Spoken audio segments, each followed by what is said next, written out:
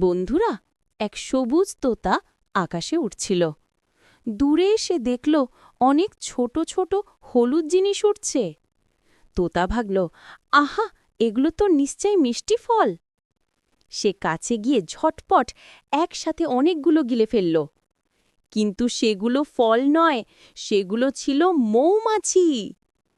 মৌমাছিগুলো তোতার পেটের ভেতর গুনগুন করতে লাগলো আর তার পেট লাল হলো। তোতার চোখ কপালে।